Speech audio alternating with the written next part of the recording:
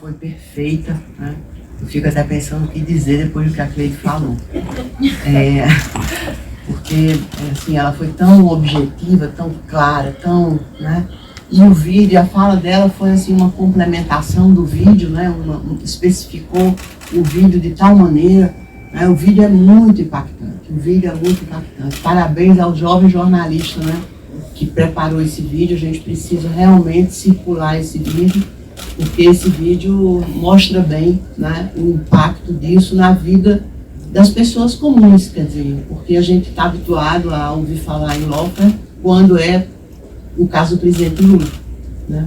Ou no máximo o governador do estado, como é o caso do ex-governador Ricardo Coutinho, perseguido na Operação Calvário, ou o caso mesmo da Márcia Lucena, ex-prefeita do Conde, também nessa mesma Operação Calvário. Mas, de qualquer forma, minha contribuição aqui era uma contribuição de professora, né? Não podia ser diferente. Eu queria falar só um pouco sobre essa relação entre direito e política, né? Porque é uma relação absolutamente... uma relação, como se diz, né, na filosofia, é uma relação de tensão, né? Porque é uma relação que não é passível de resolução, mas é passível de enfrentamento, de discussão, de debate.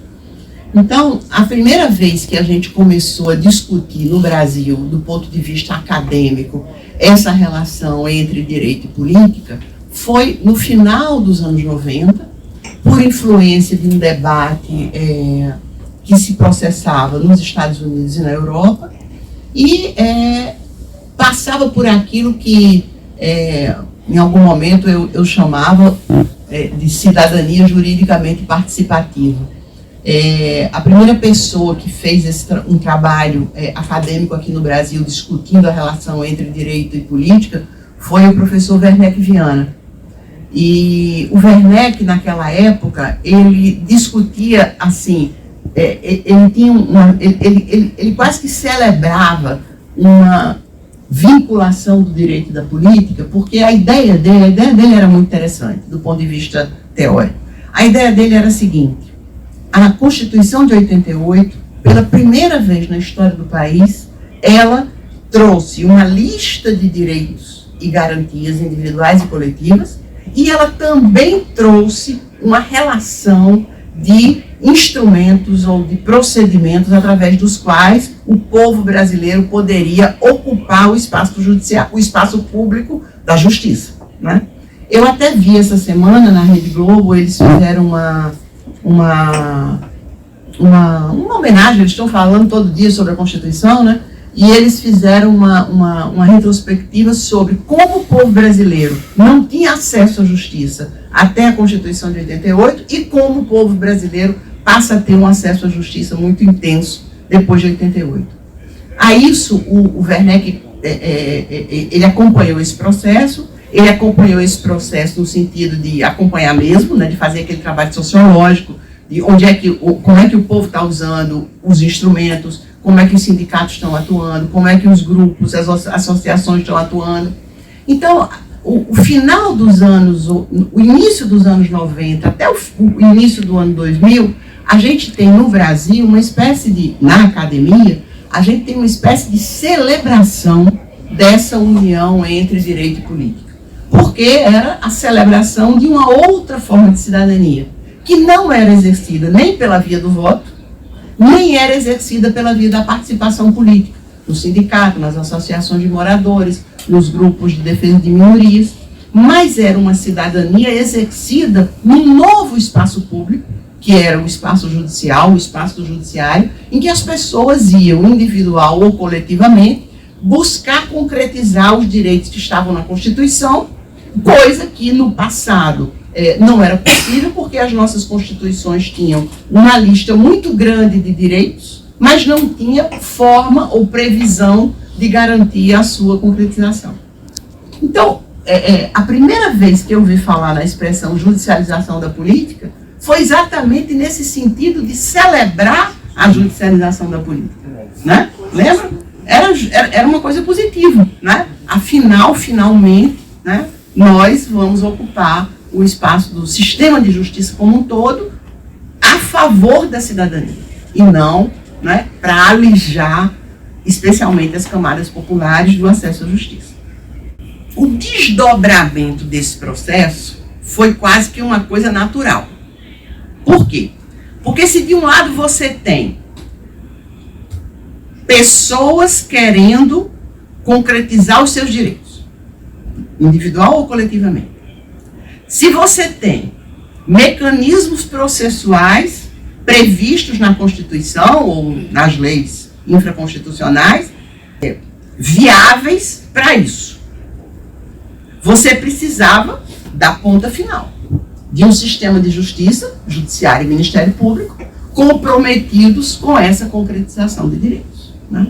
Daí, evidentemente, todas as garantias asseguradas à magistratura na nova Constituição e toda a ampliação do espectro de atuação do MP.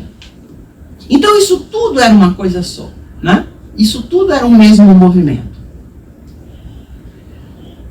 Eu me lembro de um antigo constituinte já falecido, um paraibano, que era deputado constituinte, conservador, mas um homem sempre muito conservador, mas muito comprometido com a democracia, né? Nunca esteve contrário à democracia, ainda que fosse um conservador. E as pessoas muito jovens, trabalhando lá, acompanhando a Assembleia Nacional Constituinte, todo mundo celebrando isso que a Cleide explicou muito bem, né, de como o pessoal da área da educação ocupou a Assembleia Nacional Constituinte para conseguir seus direitos.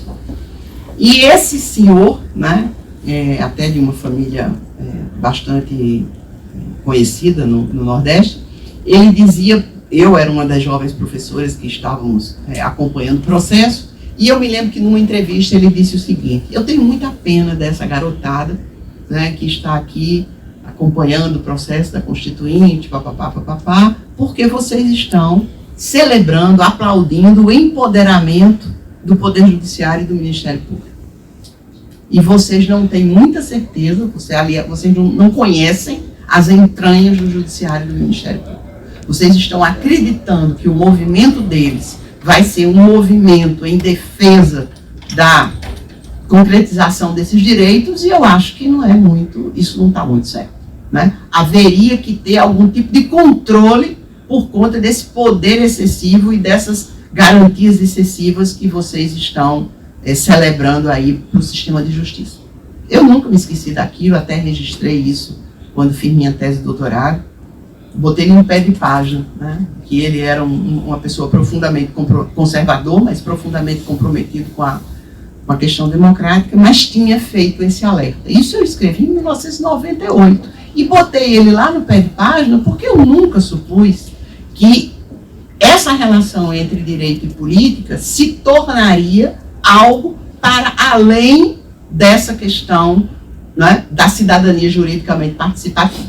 Foi a forma aí, o conceito que na época eu imaginei para descrever esse processo.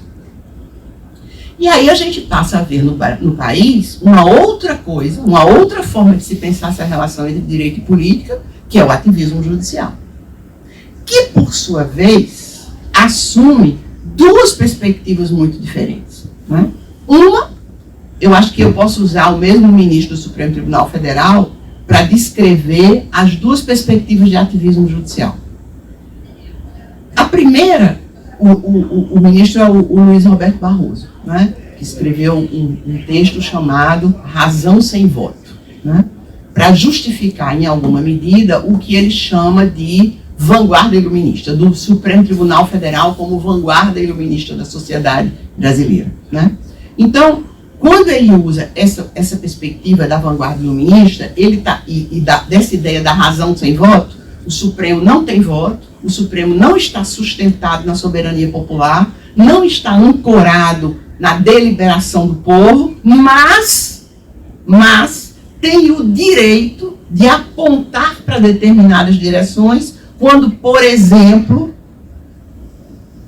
aprova a união homoafetiva, né, ou aprova o sistema de cotas, ou aprova o aborto de fetos anencéfalos. Por quê? Porque se fôssemos esperar pelo legislativo, como são pautas fortemente minoritárias, o legislativo dificilmente iria se comprometer com isso. Então é como se a gente tivesse, nesse caso específico, uma espécie de ativismo judicial do bem, né? Eu não quero, isso é muito complexo, né? Mas é como se fosse uma espécie de ativismo judicial do bem, né?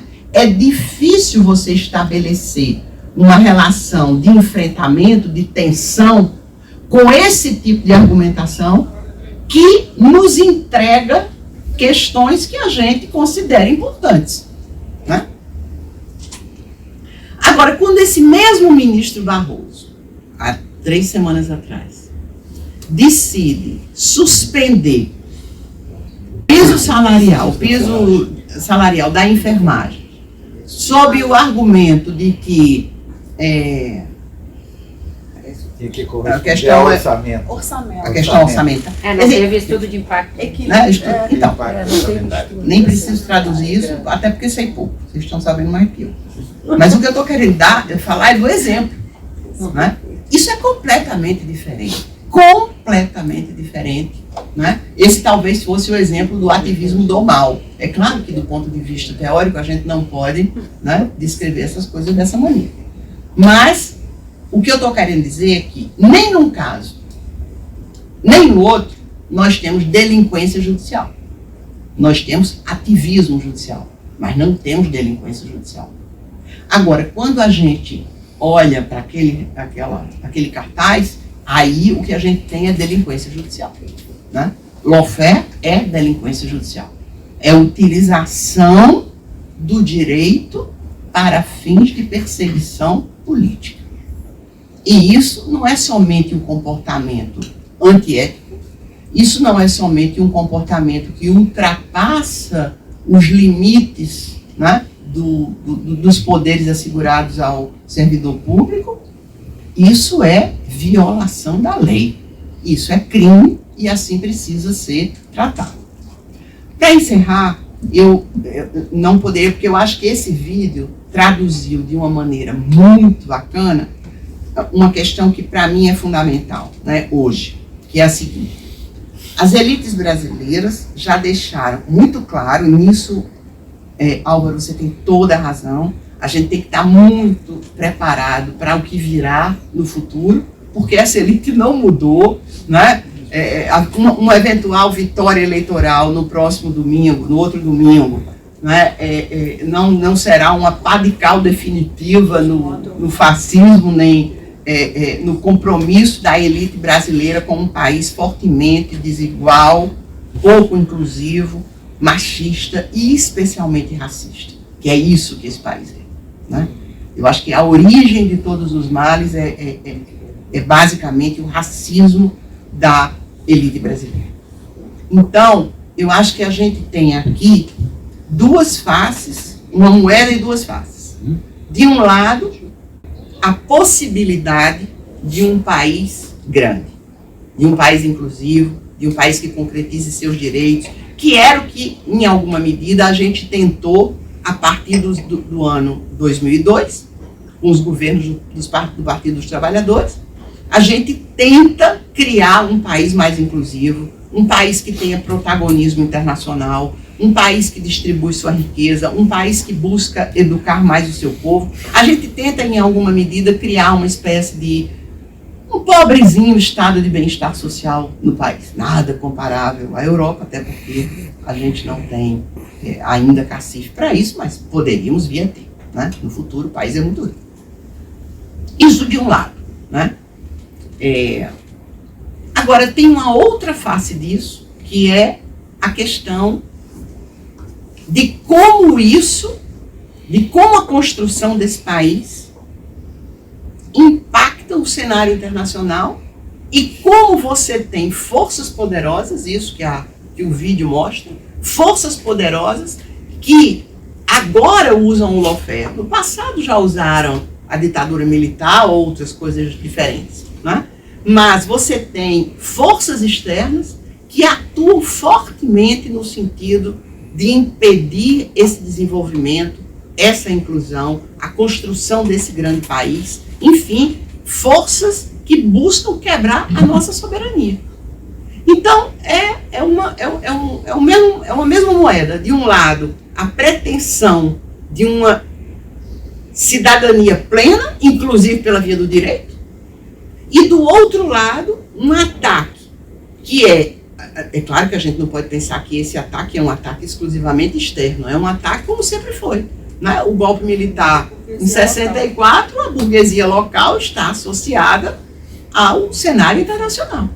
Então a gente tem essa relação de tensão, o tempo todo essa relação de tensão, entre, de um lado, a possibilidade de construir um país rico, inclusivo, digno, né, de se chamar do povo brasileiro com o qual sonhava Darcy Ribeiro, e do outro lado, a associação de forças internas e internacionais que não querem a soberania desse país, que não querem, e por isso é tão importante, né?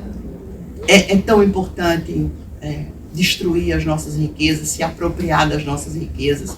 Né? Um pouquinho, eu encerro dizendo isso, um pouquinho mais cedo, o Pizzolato e eu estávamos conversando ali fora, e o Pizzolato disse assim, eu tenho um palpite, né, de que o lawfare, a partir do ano que vem, venha caminhar na trajetória não mais da perseguição política a líderes políticos, que aí vai ficar muito escancarado, mas ele possa vir em cima de questões ambientais.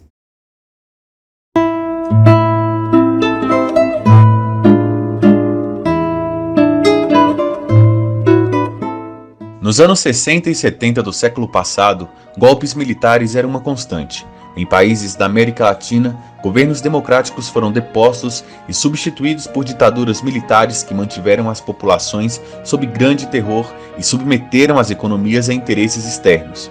Para assegurar a manutenção dos regimes golpistas, formou-se um consórcio dos países que, sob orientação dos Estados Unidos, perseguiu, sequestrou, prendeu, torturou e matou oponentes além das fronteiras nacionais. A denúncia da tortura no Brasil foi feita de forma corajosa por líderes religiosos que coordenaram o projeto Brasil Nunca Mais. Os anos passaram e governos democráticos continuaram sendo depostos, não mais pela violência dos fuzis, mas sim pelo uso de outro tipo de violência, o lawfare. Lawfare é o uso estratégico do direito como arma de guerra para fins de deslegitimar, prejudicar ou aniquilar um inimigo. O objetivo do lawfare é atacar a soberania de um povo, enfraquecer sua nação, a fim de torná-la presa fácil para submetê-la a interesses econômicos alheios. O lawfare combina ações jurídicas e midiáticas a fim de transformar o inimigo de um em inimigo de toda a sociedade. Assim, a pessoa é hostilizada e condenada no Tribunal das Consciências antes do julgamento ocorrer nas esferas judiciais. Operações policiais midiáticas, prisões cautelares e julgamentos são transmitidos pela TV como grandes espetáculos, mas na verdade são shows de horrores, onde são exibidas ilegalidades e violações aos princípios constitucionais e onde agentes do judiciário são transformados em superestrelas e salvadores da pátria. O método começou a ser testado em 2005 contra o Partido dos Trabalhadores por meio da Ação Penal 470, pejorativamente conhecida por Mensalão. Na sequência, veio a chamada Operação Lava Jato. Em seguida, o golpe que depôs a presidenta Dilma Rousseff e depois a prisão ilegal do ex-presidente Lula, candidato favorito às eleições de 2018, levando Jair Bolsonaro ao poder. A guerra não acabou e ainda há muitas vítimas que precisam ser resgatadas. Por esta razão, propomos o projeto Lawfare Nunca Mais, que tem por objetivo promover o engajamento da sociedade na solução do problema por meio da divulgação de casos emblemáticos. Precisamos falar em anistia para as vítimas. Você já imaginou ser presa acusada de assinar um documento que não assinou e ter que usar uma tornozeleira eletrônica por 508 dias sem nunca ter sido ouvida por um juiz? Você já imaginou ter que responder a 1.426 processos injustos, ser perseguido judicialmente e condenado a pagar multas absurdas? Você já imaginou ser preso sem saber o motivo, passar 43 dias no pior presídio do país, enfrentando processos judiciais por muitos anos, para ao final concluírem que era inocente de todas as acusações? Você já imaginou ser julgado por uma acusação falsa, por juízes que desprezam as provas de sua inocência, ser condenado sem direito a recorrer, a uma pena de prisão de mais de 12 anos por algo que você não fez, e ainda ter seus familiares perseguidos com processos absurdos? Esses são casos emblemáticos que são apresentados em nossa página www.lawfarenuncamais.org. Ajude-nos a divulgar, combater e neutralizar o lawfare.